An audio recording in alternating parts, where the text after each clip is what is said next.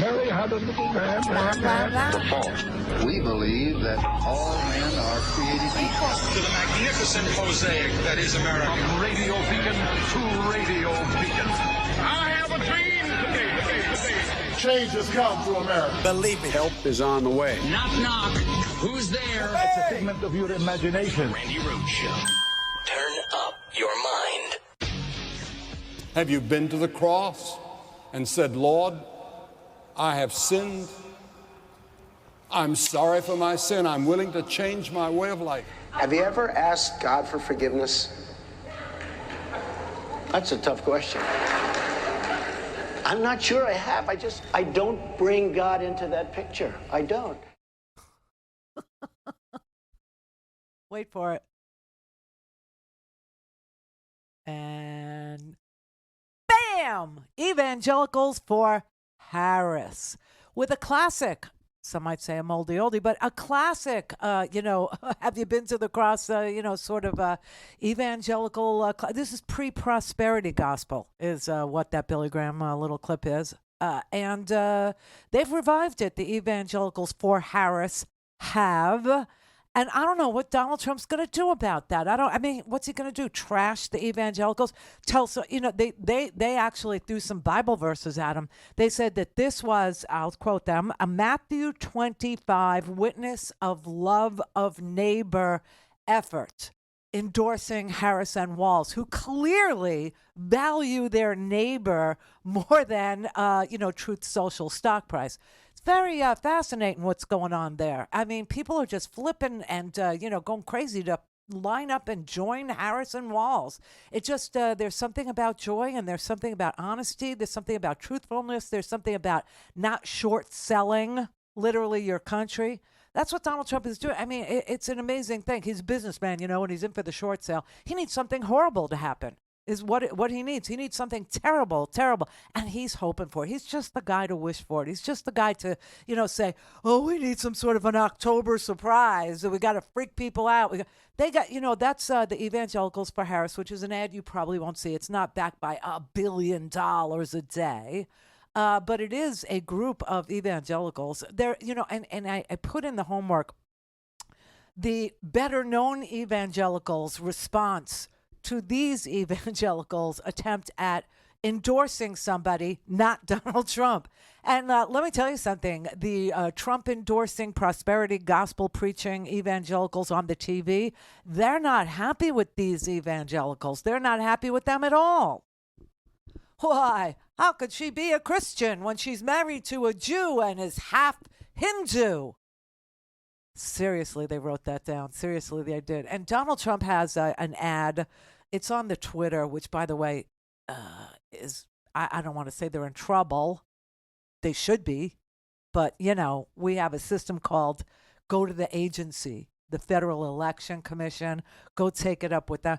But people have filed complaints against Twitter. It's X now. Elon Musk's thing, his owned thing, his owned platform, because as you know, you can't, as a corporation, give money to a candidate. There are ways to get it into their political action committee. There are ways to do that. But you can't give them something of value that benefits them or their campaign or endorses them or denigrates their opponent without saying that it was a thing of value and reporting it as a contribution. Now, if Elon Musk reported that 2-hour, whatever the hell that was, that lisping thing.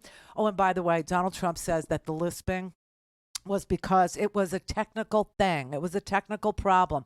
Something about the incompatibility of his phone with Elon's platform made him sound very slurry, made him sound, like Sylvester the cat, made him sound lispy, made him, have, taksh on tipsh, sort of a feel to every single, S sound that he made for 2 hours. And I would just like to point out that yesterday I pointed out to you, my loving audience, that when a guy does a thing like that, when a guy is running for president and he is going to expose himself to a 2-hour free-form conversation with no script and, just fly by the seat of your pants kind of a thing, all his staff is sitting there. Everybody that runs any portion of the campaign is there. And they are listening in on the call, either on speakerphone or on their own lines conferenced in. I've experienced this myself when I've interviewed people who were running for high office, whether it was Barack Obama or it was, what's his name? Joe, he just died. They're all dead. Sorry. Joe Lieberman. And his wife, even of his wife was bitching to me. Remember the story from 2000 where his wife was bitching about the porta potties? Didn't like them. She was not a porta potty kind of a gal. I don't think she's ever squat anywhere, ever in her life. I think she, is the kind that will hold it, until she gets to someplace familiar.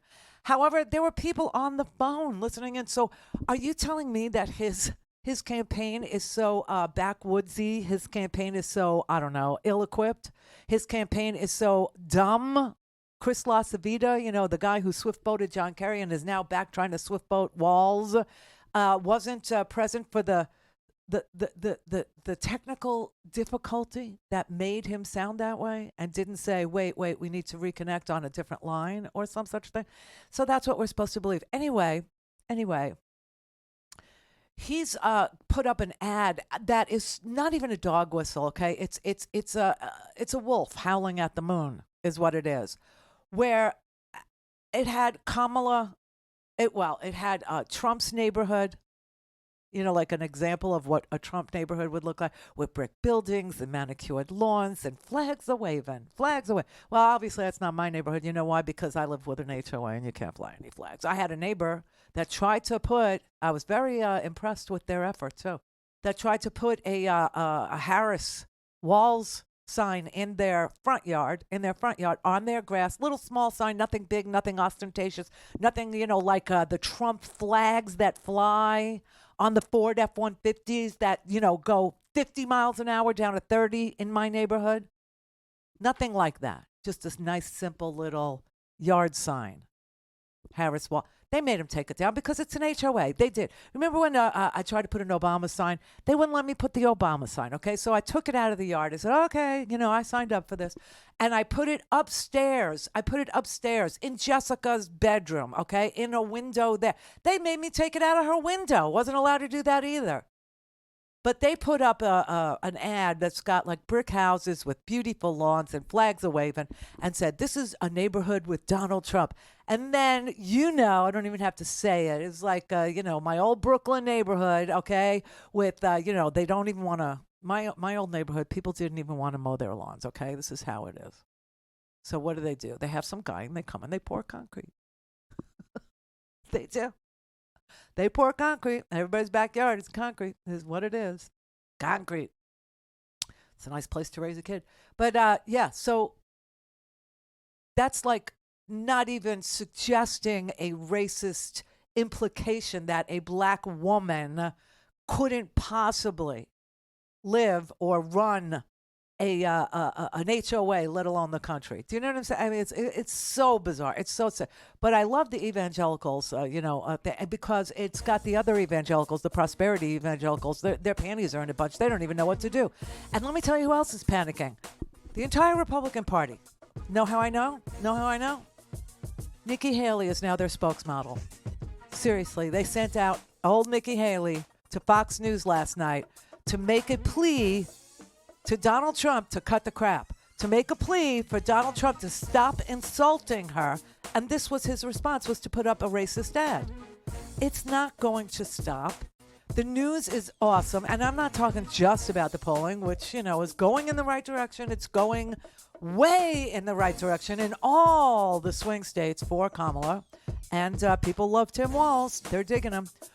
But it's the voter registrations that's got me all sitting up straight and paying attention. Yeah, young voters registering in droves. don't have time to listen to the live show? Want to hear more on your schedule? Go to randyrhodes.com and buy a stinking podcast.